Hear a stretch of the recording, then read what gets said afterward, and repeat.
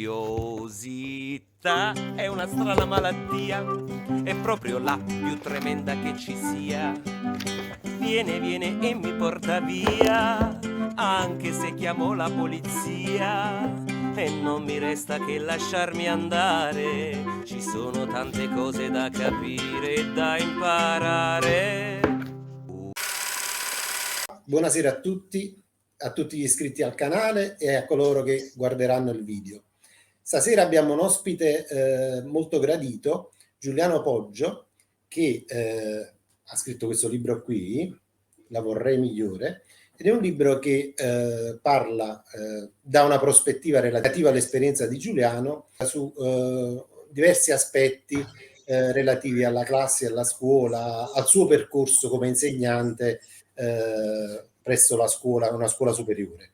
Giuliano, oltre a essere un insegnante, è anche un avvocato e si occupa insomma anche di procedure di diritto, eccetera.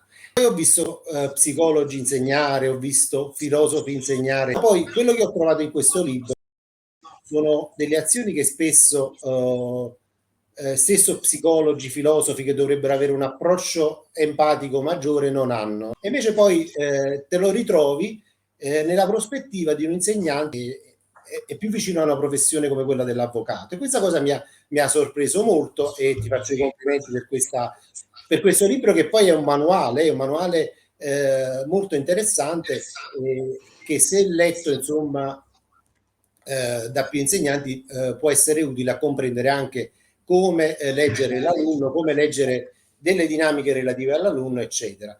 La domanda, vado al dunque, insomma, è: come ti è venuto di fare questo libro? Insomma, anche come ti spieghi questa cosa che un avvocato abbia certe attenzioni e poi certi professori invece che dovrebbero averle, insomma, non sono mancanti?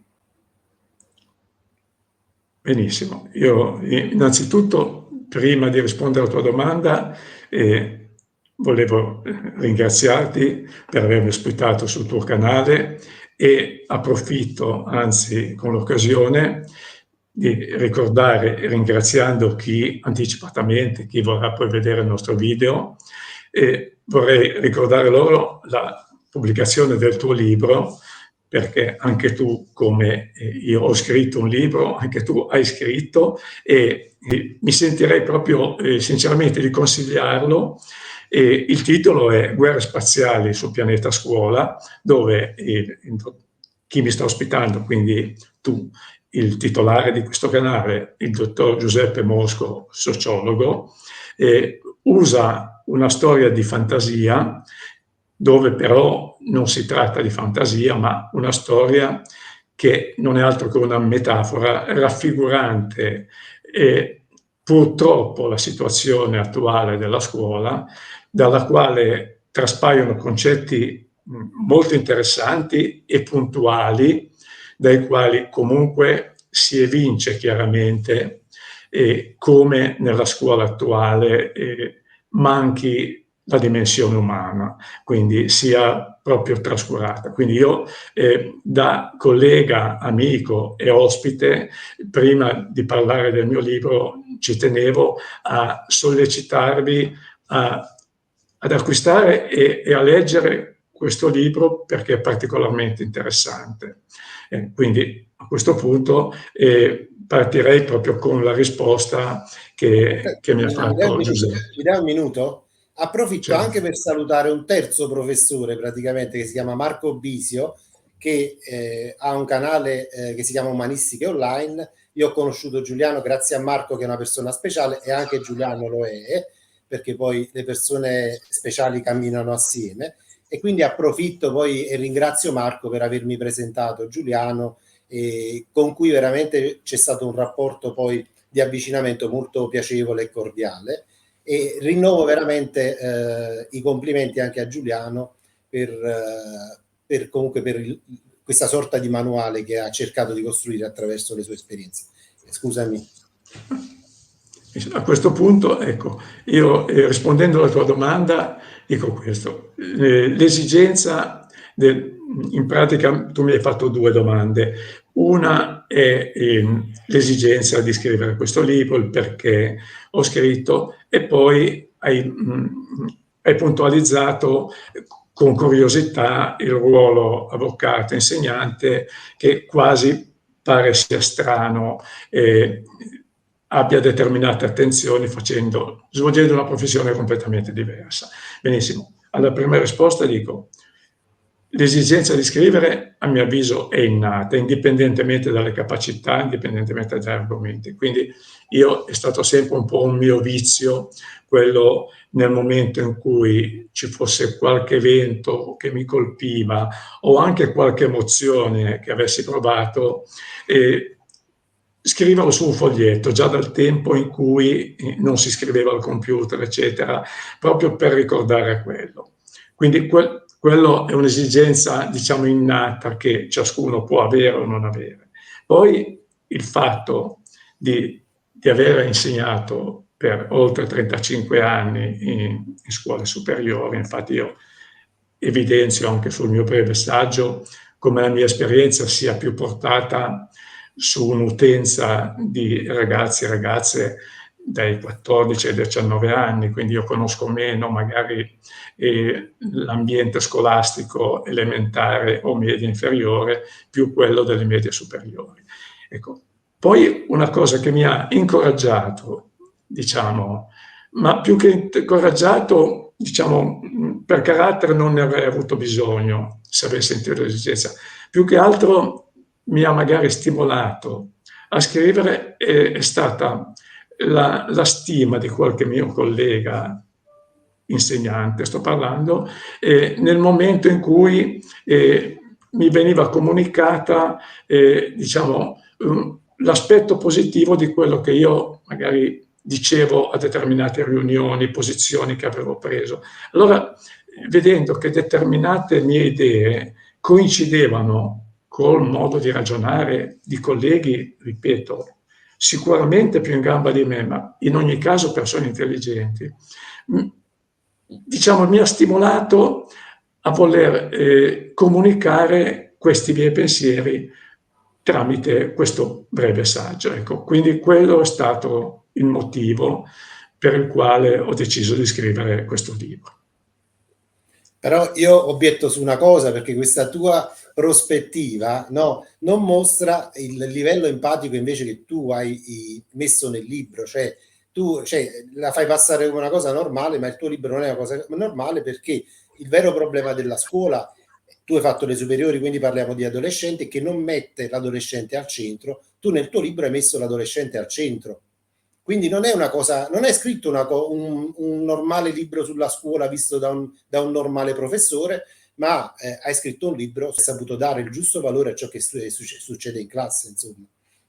Ecco, io proprio mi collego a quello che stai dicendo e in pratica in questo modo rispondo a quello che mi hai detto. E quando, ecco, tanto per chi vorrà seguirci, chiarirei che il mio saggio è un discorso più o meno continuo, che ho volutamente diviso in paragrafi per rendere meno pesante al lettore e più che altro perché il lettore potesse scegliere anche i punti più interessanti per lui. E in questa risposta, nella risposta che sto per darti su questa, diciamo, messa al centro dell'alunno, uno dei punti è stato proprio quando mi fosse chiesto qual è un buon insegnante, e con questo non sto dicendo di esserlo stato, ho cercato di essere un buon insegnante, ma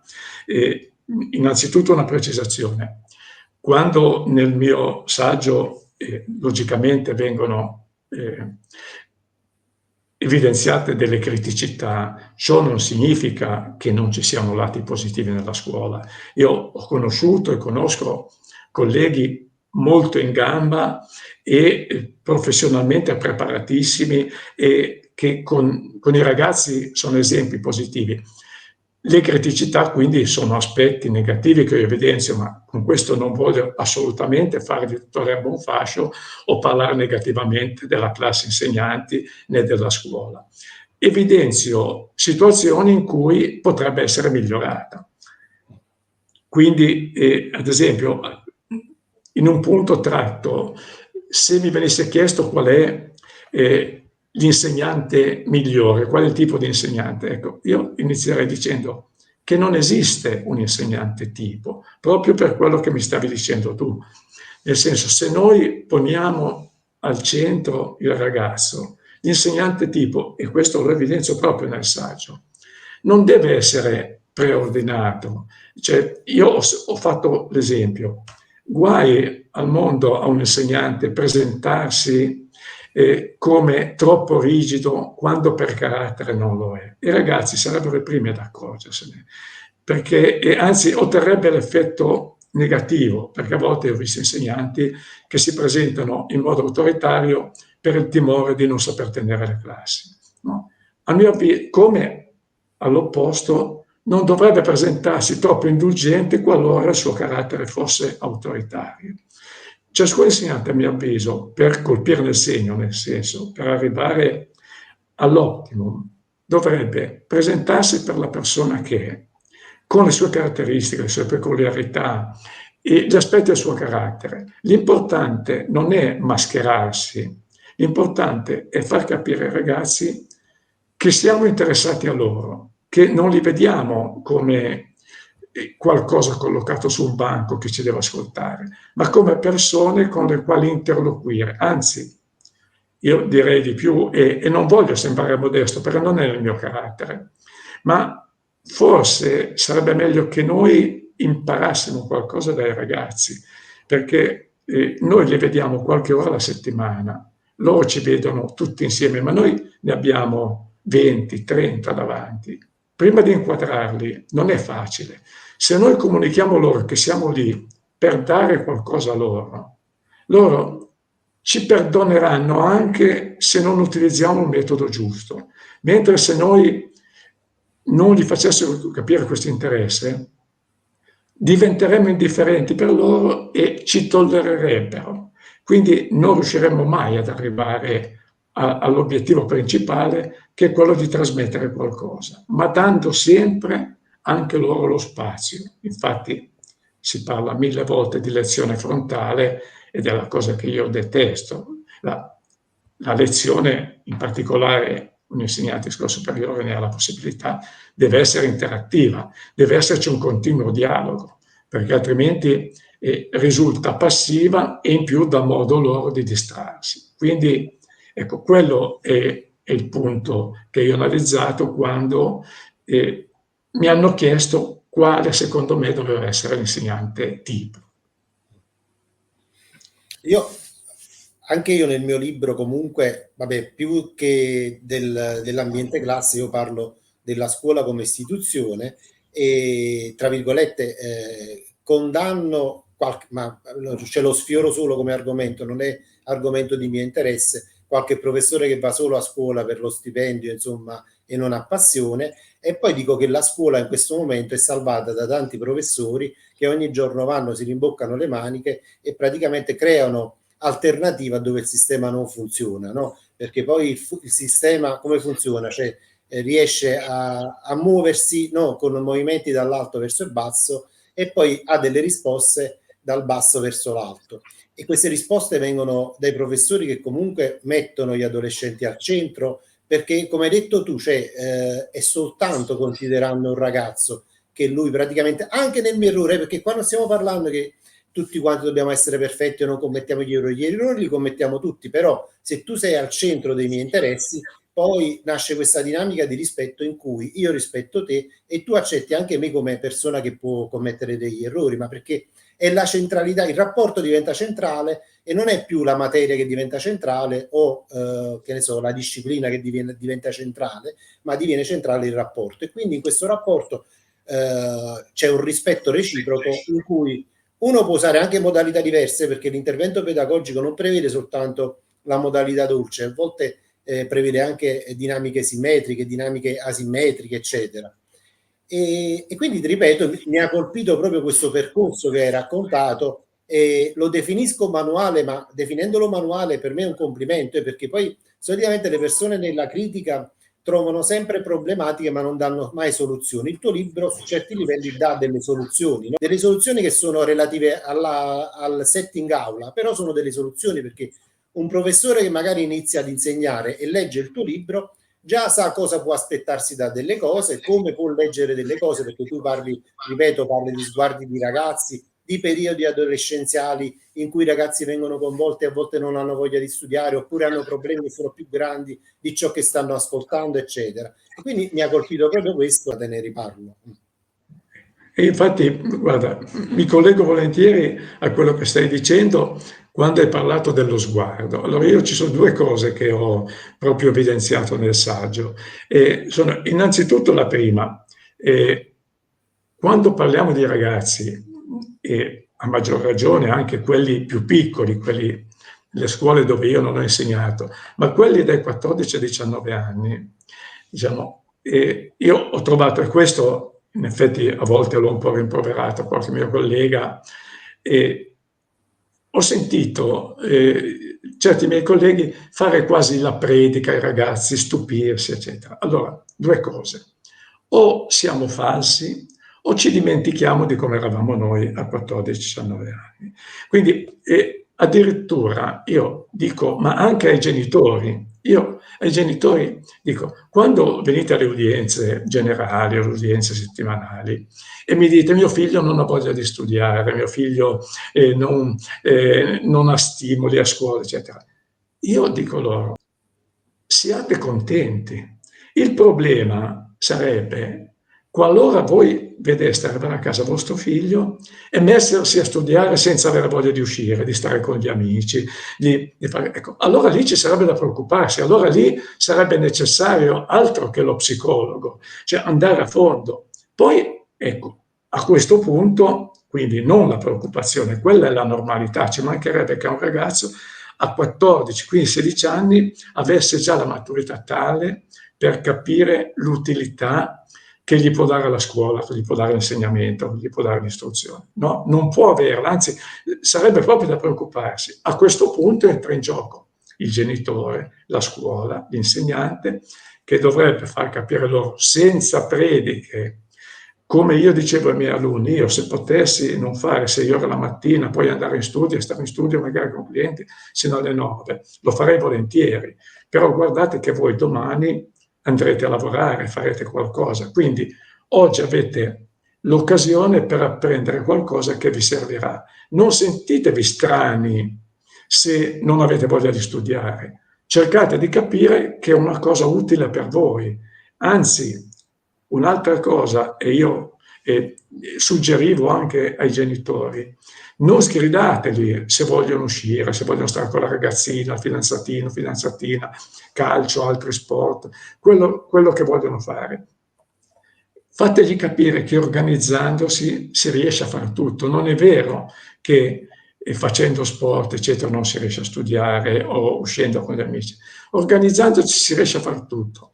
Guai al mondo stare, addirittura io li sfidavo dicendo, se tu non vuoi studiare e domani vieni a scuola, benissimo, non mi apri bocca, io ti darò uno, non c'è problema, se poi avrai voglia di studiare, rimedierai, io non farò mai la media matematica, se tu saprai determinati concetti ti farò rimediare, ma almeno se non studi, esci. Non stare sul divano, almeno divertiti, spendi bene le tue carte, nel senso non essere così stupido da non divertirti e da prendere anche un uno, no? Quindi, e poi guai le prediche, ecco, guai, mi permetto di dirlo, consiglierei agli insegnanti mai di dire io facevo. Io personalmente non ero un esempio scolastico, quindi forse capisco meglio i ragazzi che non vogliono studiare, ma anche qualche collega che invece fosse stato più propenso allo studio, non faccia di sé un esempio, perché allontana i ragazzi, in particolare quelli che non sono come lui. Quindi diamo la dimensione reale del ragazzo. E a questo punto lui, sentendosi normale a non aver voglia di studiare, magari dice, ma se questo mio insegnante è riuscito a superare l'esame d'avvocato, è riuscito a fare l'insegnante, eccetera, ed è qui, probabilmente se anche lui era uno di quelli che se poteva scappava dai libri, magari posso farcela anch'io. E allora li stimoliamo, non li facciamo sentire dei somari, li facciamo sentire degli esseri normali che magari se studiano un pochino è meglio. Senti, con questa affermazione ultima hai risposto alla prima domanda, perché avevi un po' sorvolato. Cioè, come mai un avvocato è arrivato a delle conclusioni che poi persone che studiano materie più attinenti alle empatie non raggiungono? Perché sei partito dalla tua esperienza, perché poi secondo me l'empatia si può costruire solo dall'esperienza, no? Il fatto di aver vissuto un'adolescenza in un certo modo ti ha insegnato poi, perché poi sei oggettivo, tra virgolette, perché alcune persone magari nel loro percorso di studi non hanno studiato e poi dicono: ma io studiavo, andavo benissimo a scuola, facevo, cosa che non è vera. E secondo me questa poi è stata anche la differenza, cioè uno può comprendere se non dimentica da dove è venuto, ciò che ha fatto, eccetera. E quindi penso che poi la funzionalità del tuo agire è stata anche legata a questa dimensione bella che ci hai raccontato, e te ne ringrazio. Sì, questo hai proprio colto il punto, perché io, ripeto, non ero un esempio di alunno quando avevo quell'età e forse ho avuto la fortuna di ragionare dicendomi questo, tra le due cose, tra non studiare e andare a lavorare subito, cercare un lavoro, eccetera, lo studio era, e per me era la cosa peggiore, io preferivo lavorare anche da ragazzino, aiutare i miei, eccetera. Quindi era la cosa più pesante, però mi pareva di aver capito che lo studio, un titolo di studio di qualunque livello, ti desse una maggior forza contrattuale, la possibilità di scelta, mentre invece evitare il titolo di studio, che poi non è il titolo di studio, è quello che tu acquisisci col titolo di studio, cioè le tue conoscenze, le tue competenze, l'esperienza con la quale tu ti raffronti con adulti che hanno studiato, eccetera, ti desse la possibilità di difenderti maggiormente. Poi il fatto che tu evidenzi sulla mia attenzione al ragazzo, quello è, diciamo, io avrei potuto fare qualunque lavoro, un avvocato, avrei potuto fare il commercialista, il fabbro, il cuoco. Comunque io ho sempre avuto una particolare attenzione alla persona che mi sta davanti. Cioè io scrivo anche nel libro che secondo me i dettagli non sono importanti, sono fondamentali. Infatti, se tu avrai notato leggendo il mio libro, e ho visto che l'hai letto con attenzione, c'è un punto in cui parlo della percezione dello sguardo.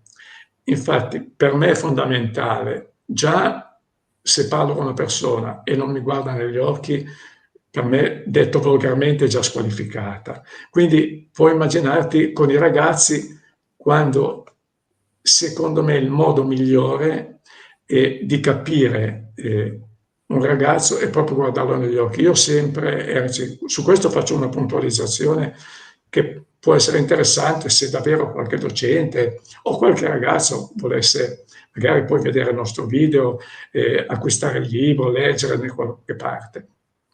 Io per un principio non di democraticità ostentata, perché adesso con il politicamente corretto, che a me sinceramente dà la nausea, mescoliamo un po' i concetti. Non è essere democratico. I miei alunni, contrariamente a tanti miei colleghi che facevano suddivisione dei banchi, tu devi metterti qua, qua, qua. Io li ho sempre detestati questi atteggiamenti e preciso perché immagino, anzi spesso, queste attribuzioni di posti ai ragazzi vengono dati per mantenere la disciplina in classe. Allora io dico, quando un insegnante è obbligato a spostare i suoi alunni per mantenere la disciplina in classe, sta automaticamente confessando di non essere in grado di tenere la disciplina in classe.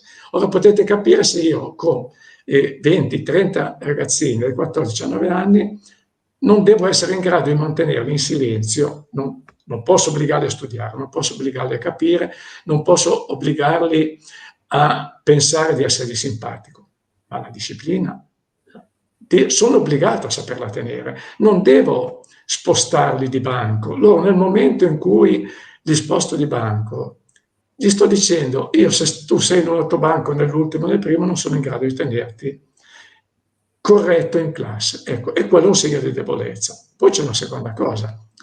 Io personalmente, da ragazzo, e forse sono peggiorato da adulto, faccio le mie scelte. Se io ho una riunione collegiale, ho una riunione, un corso di formazione per avvocati, o una riunione collegiale di insegnanti, mi obbligassero a stare vicino a qualcuno, non che io detesto, ma col quale non ho niente da dire, ma io non ci starei neppure legato, quindi mi sposterei. Quindi perché io devo obbligare? E tra l'altro io sono un adulto e magari una riunione può durare mezz'ora, un'ora. Pensate a un ragazzo che sta come minimo 6 ore con un compagno di banco, con il quale magari non ha feeling, eccetera. E attenzione, io sono favorevole a socializzare, ma non a imporre la socializzazione.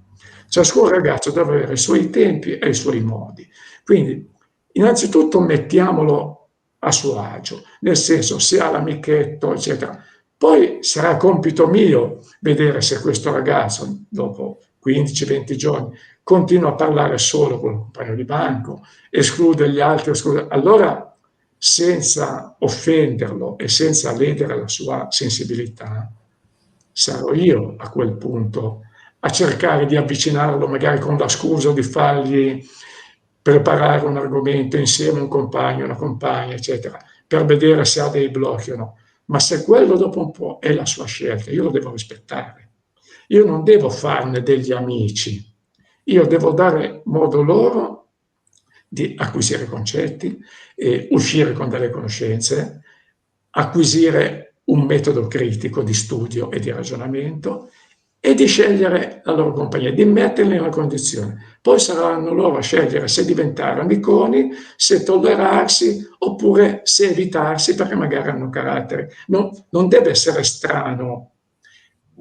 La cosa che io devo insegnargli, devo trasmettergli è di non essere mai violenti, mai polemici, ma di essere critici. Ecco. Poi più riesco a farli integrare, meglio è. Nel momento in cui glielo impongo, io non li ho migliorati, semmai li ho incattiviti. Ecco, quello è quello che io ho sempre pensato. E tornando a quello che dicevi tu, lo sguardo è fondamentale. Io ho fatto questa premessa dicendo che non attribuivo posti, però a una condizione: mettetevi dove volete, ma sempre in una posizione dove io posso vedervi in faccia. Non la strategia per non essere interrogati o per non fare interventi uno dietro l'altro che sembra una fila continua. No, io vi vedo tutti. Perché? Perché dallo sguardo io capisco chi è attento, chi è disattento e chi anche è stanco, perché anche su quello io ho criticato qualche mio insegnante quando diceva devo spiegare un'ora di seguito. No, tu spiega un'ora di seguito, anche 2 di seguito, se capti l'attenzione. Ma se vedi che dopo un quarto d'ora, 20 minuti, anche 5, ne hai 3-4 ragazzi che magari l'ora precedente hanno fatto un compito di classe matematica o uno scritto di italiano e gli ha preso l'attenzione, vedi che sono stanchi, ma tu quel giorno sospendi la lezione, non essere inquadrato, non pretendere di fare il programmino, paragrafo per quel giorno, falli anche ridere piuttosto, lasciali stare, perché se tu fai così con loro lo apprezzano, non ti vedono come una persona anelastica e quando gli chiederai il maggiore sacrificio lo faranno, perché hanno già avuto qualcosa. Ecco, io l'ho sempre pensata così e devo dire che i ragazzi a volte quando dicevo se volete avere 10 minuti alla fine o di uno scritto o magari di una spiegazione un pochino più approfondita, vi lascio gli ultimi 10 minuti così.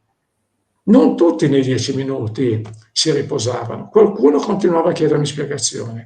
Quindi, secondo me, quello è un modo che mi ha appagato, perché mi ha detto, allora questi non è vero che non vedevano loro che io smettessi di parlare, questi sono effettivamente interessati a quello che dico, ecco, e quindi capiscono l'utilità. Ecco, quindi quella è un po' la risposta a quello che tu mi stavi dicendo. Vabbè, poi involontariamente, tra virgolette, hai trattato tante teorie pedagogiche, perché comunque nelle cose che hai detto ci sono basi pedagogiche, no? anche nel rispettare l'altro, guardare l'altro dove sta, rispettare il suo sguardo, la sua stanchezza, e anche comunque poi deve creare una sorta di leadership in cui se in alcuni momenti ho concesso dei momenti perché ho capito che stavi stanco, se stai bene e ti chiedo di più, comunque poi alla fine ricambierai, perché comunque si è creato questo rapporto qui. Volevo sottolineare un passaggio che pure mi ha colpito, che qualora ho tirato in ballo sempre lo psicologo, il filosofo, eccetera, non sei entrato nella dinamica, perché è chiaro anche da come c'è scritto sul tuo libro che per te anche questa, tra virgolette, sorta di critica alla scuola è un tuo percorso personale, non è una vera e propria, è un'analisi su un tuo percorso che vuoi estendere e comunicare agli altri, quindi perciò poi hai evitato anche, tra virgolette, la domanda, ma mi hai risposto poi in altro senso, insomma. E quindi volevo sottolineare questa tua qualità. Ecco, proprio rispondendo adesso alla puntualizzazione, più che rispondendo, parlando della puntualizzazione sul discorso della mia critica a determinati aspetti. Ecco, questo io cerco di usarlo sulla mia persona e di raccomandarlo ai ragazzi. Io ai ragazzi ho sempre detto, ho sempre cercato di stimolarli, li ho sempre diffidati dalla polemica, ho sempre detto loro, la polemica è la cosa più negativa che esista, è fine a se stesso, non la polemica, la maleducazione, l'alzare la voce, non parliamo degli atti violenti, sono tutti da evitare. La critica invece, se fatta su basi ragionevoli, nel senso sul mio pensiero, che si mette a confronto con un pensiero altrui, con i parametri dell'educazione, mai dell'offesa, però è importantissima, perché se io critico un qualcosa, sto dicendo che non sono d'accordo e pongo le mie ragioni. Questo io lo pretendevo anche dai ragazzi, quando qualche volta facevo una spiegazione o meno, chiedevo proprio, ditemi quello che non va bene, non quello che va bene, non diciate sempre sì, è quello un modo di ragionare. Poi, fatta questa critica, significa, ed è importante, perché un ragazzo, se fa una critica, vuol dire che ha ascoltato, ha ragionato su un concetto e poi non era d'accordo, o non era comunque in parte d'accordo. E quindi chi mi dice sì o chi mi dice no, no a tutto non può essere, perché uno non può aver detto tutto sbagliato. Sì a tutto non può essere, perché uno non può ragionare nell'identico modo. Quindi è come quelli che quando parliamo, e quello succede tra adulti, fanno sempre il segno sì con la testa, dicono sempre sì, sì, va bene. Allora quelli sono o falsi o non ci stanno a sentire, perché è impossibile su un argomento delicato essere d'accordo su tutto. Quindi io ragazzi ho sempre detto quello. Nel mio libro, infatti, la critica, e ho evidenziato anche sul retro del libro, che io non pretendo assolutamente di dire qualcosa che sia giusto in assoluto. Io sono convinto di quello che dico, se qualcuno non è d'accordo, per me va benissimo, anzi, se ho indicato sia quando ho fatto presentazioni dal vivo, eccetera, ho lasciato la mia mail, proprio perché se ci fossero critiche che non mi convincono, io rimarrei sul mio punto di vista.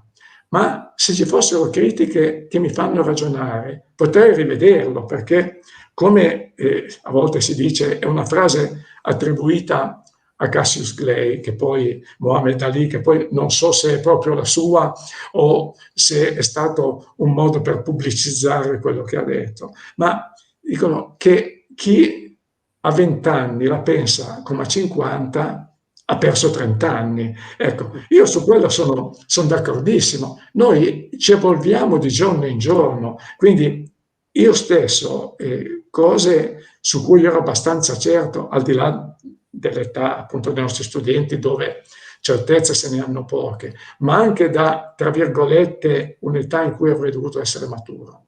Io parecchie idee le ho modificate, ma per questo non mi sento incoerente, semmai mi sento abbastanza intelligente dall'aver ragionato su errori che ho fatto, su valutazioni che ho fatto, e quindi un ripensamento secondo me è dovuto. Quindi questo è proprio quello che intendo io come critica e come accettazione della critica. Ecco, quello era perché era un tasto che tu, quello della critica, hai evidenziato e io volevo chiarirlo.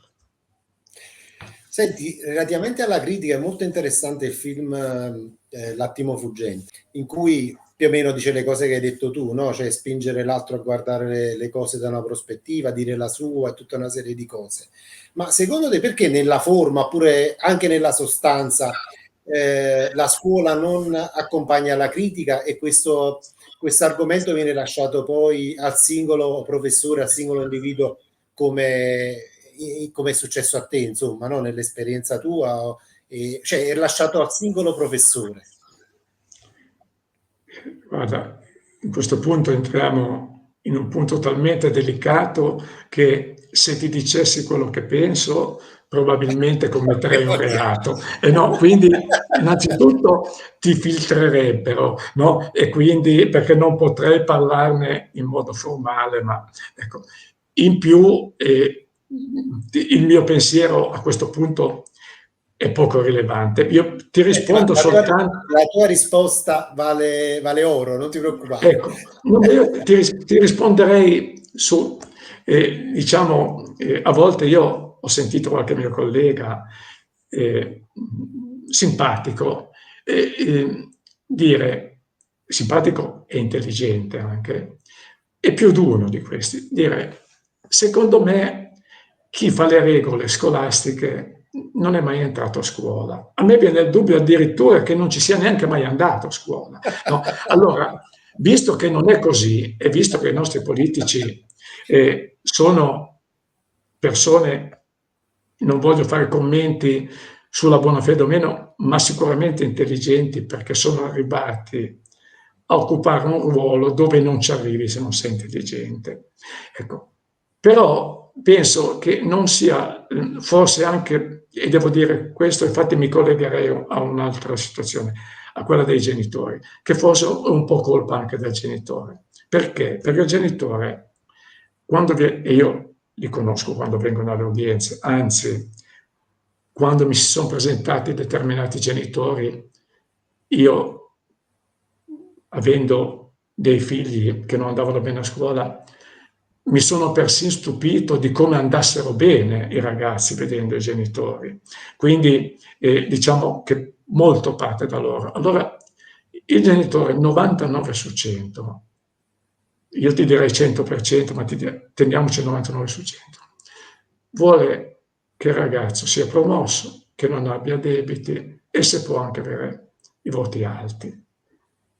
Nessuno ti chiederà mai cosa ha imparato, cosa ha fatto.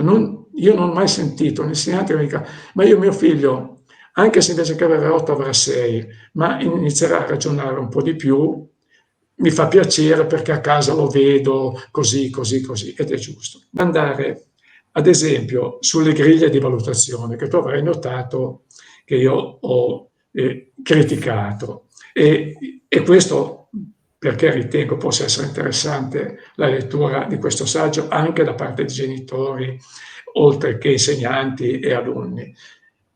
Perché se noi consideriamo le griglie di valutazione, questo faccio una premessa per chi non è insegnante, quando un consiglio di classe o uno scrutinio dobbiamo attribuire, faccio l'esempio, non i voti sul merito delle singole materie, il voto di condotta, che è fondamentale, il voto di condotta non deve essere considerato poco, perché è l'atteggiamento che ha un ragazzo, per cui poi uscirà e sarà il suo atteggiamento che porterà anche fuori dalla scuola. Ecco, voto di condotta hanno inventato, e questo sono quelle diciture ministeriali che tra l'altro io al mio preside ho detto guarda io non le osserverò mai, ma cerca di fare in modo di non farle osservare perché sono paradossali, dove nell'attribuzione del voto di condotta, io ti riassumo brevemente per non tediare eventuali poi ascoltatori o lettori, va valutato il comportamento e questo va bene. poi va valutato l'atteggiamento, la partecipazione, poi tutti questi termini, partecipazione al dialogo esucativo. È più semplice dire mi ascolti o non mi ascolti, però nella scuola più si usano termini enfatizzanti, più pare di fare qualcosa di importante, magari senza farlo. Poi vengono valutate il voto nelle singole discipline. Allora io mi chiedo, io ho un ragazzo, e vi faccio un esempio chiaro perché ne ho avuti, educatissimo, responsabile, magari più portato a italiano che a matematica, o più a matematica che italiano, eccetera. Si impegna tantissimo, mi parte con un 3 di matematica e si impegna tantissimo, poi mi arriva un 5 alla fine dell'anno, magari con un debito. Ecco. Secondo quei criteri, io gli devo abbassare il voto di condotta, perché, quindi è paradossale, io ho un ragazzo che a 3 di matematica potrebbe tenersi sul debito con 3, non impegnarsi, scoraggiarsi, no, si impegna ancora di più, arriva a 5, non arriva alla sufficienza, io devo abbassargli il voto di condotta perché la mia tabellina con le griglie mi dice che devo guardare, oppure il numero di assenze, magari è stato ammalato, se le assenze sono giustificate, non posso penalizzare la condotta perché ha fatto molte assenze, anzi ha fatto molte assenze, è arrivato a un certo livello, si comporta educatamente, quindi è quello che è paradossale. Ora io mi chiedo se un insegnante deve aver bisogno della griglia di valutazione dopo 9 mesi, ma anche dopo un quadrimestre, un trimestre, 6 anni trimestre, per dare il voto di condotta a un ragazzo. Cioè, io lo vedo come si comporta con i colleghi, anche se con me non può farlo perché sto molto attento, fa la battutina o fa lo sguardo per umiliare un altro ragazzo. Ecco, io non ho bisogno di griglia di valutazione, vuol dire considero che il tuo insegnante non lo guardi neanche in faccia, ma lo consideri come un numero, come uno strumento. No, tu hai davanti un ragazzo, tu devi vedere cos'è. Ecco, quindi io sono contrarissimo alle griglie di valutazione, ai manuali didattici dove mi dicono cosa devo fare o non fare. No, non mi devi dire cosa fare o non fare. Io devo saperlo e devo usare le mie caratteristiche e mettere al centro il ragazzo e non la griglia. Quindi questo poi diventa anche un sistema punitivo per coloro che non riescono a creare quella dinamica di rispetto, perché io non la riesco a creare, ma il problema non sono io che non sono riuscito a crearlo, sei tu e quindi ti punisco, no? Cioè, perché poi tu parlavi di spirito critico, anche se in maniera insomma composta e tutta una serie di cose.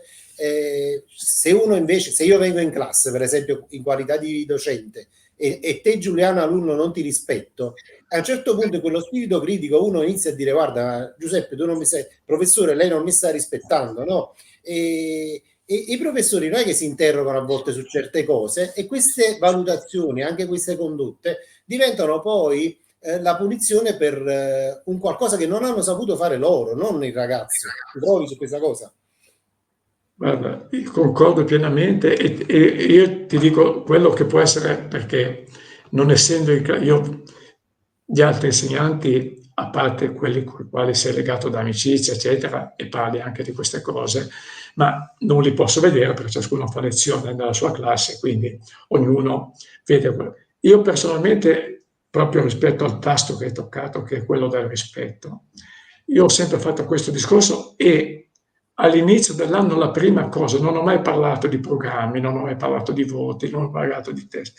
Io ho sempre detto, quello che per me è fondamentale nella scuola è l'educazione e il rispetto. Educazione e rispetto che però non deve esserci insegnanti-alunno, deve essere insegnante-alunno, alunno-insegnante e alunno-alunno. Quindi io ho sempre detto che non tolleravo nessun comportamento, non parliamo violento o offensivo, ma neppure, come stavamo dicendo un attimo fa, neppure con lo sguardo, perché i ragazzi hanno una sensibilità accentuatissima e dietro la loro maschera da bulli, bulletti, eccetera, hanno anche una sorta di timidezza e una loro difesa che utilizzano certi atteggiamenti proprio per mascherarla. Quindi a volte la frase, io infatti ho a volte proprio litigato con colleghi perché non sono intervenuti, perché, ah sì, ma gli ha detto solo scemo, stupido. No, scemo, stupido, se lo dicono fuori se non ci sei tu. Ma tu devi capire che se un ragazzo ha un determinato carattere, scemo, stupido gli entra da una parte e gli esce dall'altra. Ma qualcuno sentirsi dire scemo, stupido in ambito scolastico può ferirlo, dargli delle insicurezze. Quindi tu nel dubbio devi sempre intervenire, perché innanzitutto la scuola non ti deve insegnare a poter dire scemo, stupido, o poter bestemmiare, o poter parlare volgarmente, perché anche se ora lo sentiamo anche da politici, anche da eccellenti studiosi, perché adesso fa figo il usare termini magari volgari, eccetera, ma noi dobbiamo insegnargli a parlare educatamente ed essere corretti. Poi quando escono dalla scuola, se vogliono diventare delinquenti, vogliono sfasciare i bar o qualcosa, ci penseranno altri organi. Noi dobbiamo dargli gli strumenti e fargli capire che quelle sono cose da evitare e che non ne fanno delle persone migliori, ma delle persone peggiori. Quindi io dicendo quello, cioè, io non tollererò neanche, anzi, se scappa la battuta un po' pesante posso perdonarmela, ma se voi di fronte a un ragazzo che magari dopo un'interrogazione ha preso un brutto voto, o magari a un ragazzo che ha sparato un'assurdità e voi fate il risolino, io prendo provvedimenti, perché voi lo state umiliando di fronte alla classe. E tra voi semmai dovrebbe, se foste veramente amici e veramente corretti, dovreste far finta di non accorgervene, non rincarare la dose. Ecco, quindi come agli insegnanti che a volte dicono a qualche alunno, ah tu non potrai mai fare questo, non potrai mai fare quello. Ecco, guai al mondo, quelle sono le cose peggiori.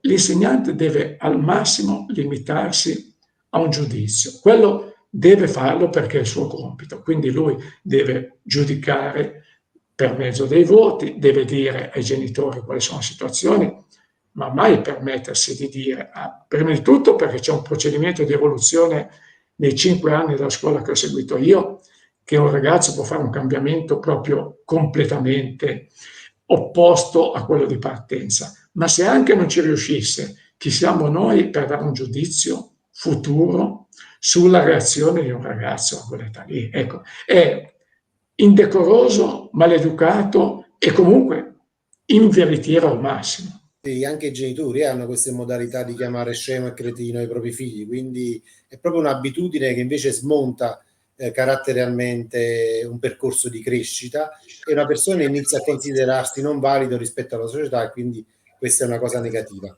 Senti, ci prendiamo 3 secondi che presento la copertina del tuo libro in cui c'è la descrizione e poi continuiamo con l'ultima domanda, ok?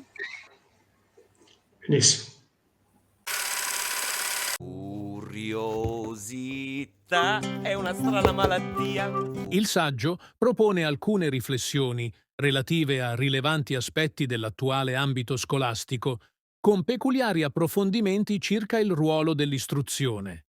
Vengono analizzate varie situazioni di problematicità che, condizionando l'effettivo svolgimento della funzione educativa, rischiano di pregiudicare la possibilità di formazione, nella maniera adeguata, delle giovani generazioni. L'esposizione dei vari temi ha privilegiato un'analisi critica delle varie argomentazioni, condivisibile o meno, ma sempre evitando di scadere nella gretta polemica. La domanda che volevo farti adesso è come mai chi ci ha ascoltati, chi insomma si trova di fronte alla pubblicizzazione del tuo libro, dovrebbe comprare e poi quindi leggere questo saggio, questo manuale molto interessante. Io, ecco, prima di rispondere a questa, visto che è un punto che volevo trattare e in particolare se poi questo video fosse ascoltato e rivisto anche dai giovani, soltanto poi rispondere, non è la risposta alla tua domanda, è soltanto un inciso perché prima di concludere ci tenevo. Un suggerimento invece ai ragazzi, avendo avuto ormai lo grande, ma ho avuto un figlio anch'io, e dell'età di quelli cui insegnavo. Ecco, non fatevi mai denigrare dagli adulti, che siano insegnanti, che siano amici, che siano qualunque persona. Non fatevi mai dire che non valete niente. Ecco, non rispondete a tono, non rispondete con maleducazione, non abbiate, ripeto ancora, atteggiamenti violenti, ma dimostratelo coi fatti. Una persona che a un ragazzo dice tu non vali niente o non varrai niente è già un imbecille. Quindi io posso esprimere questo perché per esperienza so chi si comporta in questo modo. Voi non rispondetegli però in questo tono. Voi dimostrate coi fatti e col tempo che non è così. Ecco, e ascoltate sempre tutti, mettete in discussione sempre tutti. Non vi sto dicendo siate diffidenti perché è una brutta parola, però mettiate in pratica la stessa cosa, mettete in discussione qualunque cosa vi venga detto da amici, parenti, insegnanti in particolare. Fidatevi, ecco, io quello che potrebbe essere che sbagli, fidatevi sempre ciecamente dei vostri genitori. E dicendo questo, però, non sto dicendo che quello che vi diranno sarà giusto, anzi, a volte mi è capitato di osservare, parlando con i ragazzi, che i consigli dei genitori erano a volte sbagliati, ma a volte anche completamente sbagliati.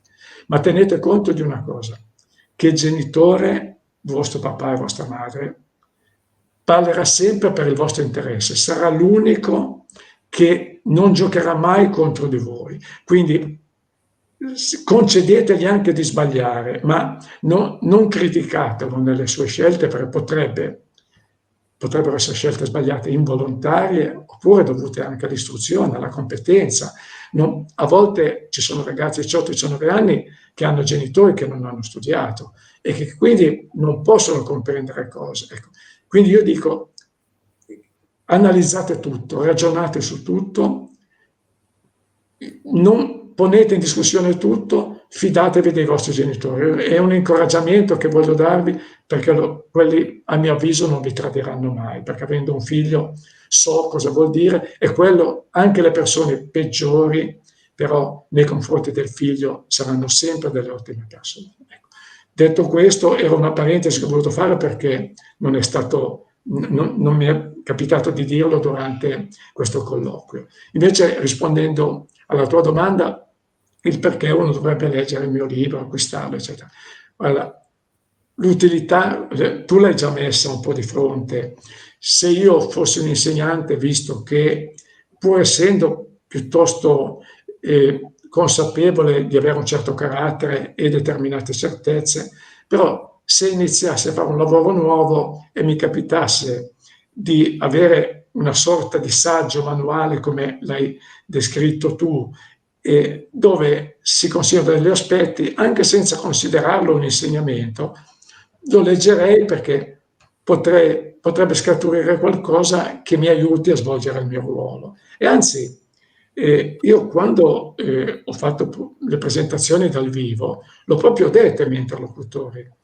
Per me sarebbe già un obiettivo da 1 a 10, 10 è lode, anche una critica, perché vuol dire, come stavo dicendo prima, che qualcuno ha letto con attenzione, poi se sei d'accordo puoi continuare a seguire quello che io presumo vada bene. Se non sei d'accordo lo eviti, cioè come io faccio, a me è sempre capitato, quando sento determinati ragionamenti o mi incoraggiano ad agire in quel modo se considero una persona valida, oppure se non lo considero persone valide a fare direttamente l'opposto. Quindi il leggere il mio libro può servire a un insegnante, a un genitore, perché comunque vede il mondo della scuola solo per come lo ricorda da ragazzo e solo per quello che gli dice il figlio, ma non c'è dentro.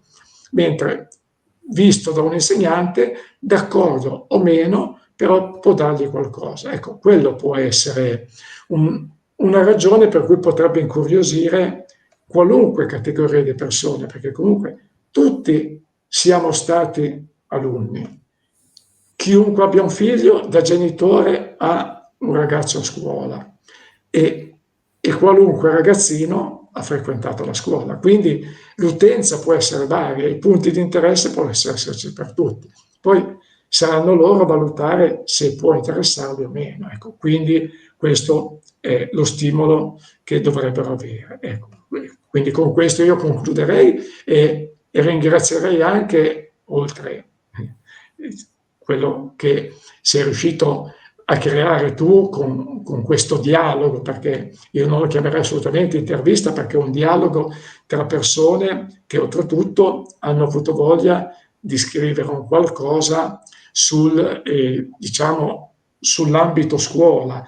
E magari, ecco, tornando a quello che stiamo dicendo prima, anche per i politici, perché io considero che anche loro siano in buona fede e magari dando un'occhiata a questi punti potrebbero essere anche d'accordo su qualcosa e privilegiare magari il ruolo della scuola secondo canoni leggermente diversi, che io mi sono permesso di essere d'accordo, perché vivendolo dentro non sono state forse al massimo educative, però potrebbero magari anche seguire qualche punto indicato in questo saggio. Ecco, tutto quello che è costruttivo, tutto quello che è interattivo tra istituzioni, docenti, presidi, ragazzi, genitori, non può che far bene alla scuola.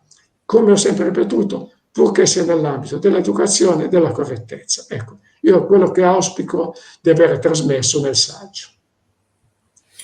Io volevo dire una cosa, rispondo anche io a questa domanda, no? Perché poi semanticamente siamo abituati ad associare la parola manuale alla parola procedura. Ormai la società ci ha insegnato questo. Invece il libro di Giuliano non è un manuale procedurale, lui racconta la sua esperienza vincente, cioè nel senso che lui in tanti anni lavorando in questo modo si è trovato bene e la racconta. Dice: non è che è un modello che voi dovete per forza fare vostro, io ve lo mostro, poi voi fatemene quello che volete. Io mi sono trovato bene e sono riuscito a creare quelle dinamiche di rispetto con i ragazzi. Quindi non è niente di vincolante, ma è qualcosa che apre le menti, qualcosa che ti dà la libertà poi di interpretare il tuo modo di agire, di essere professore. Ma Giuliano l'ha detto benissimo prima questo, ognuno ha il suo modo, il suo modello.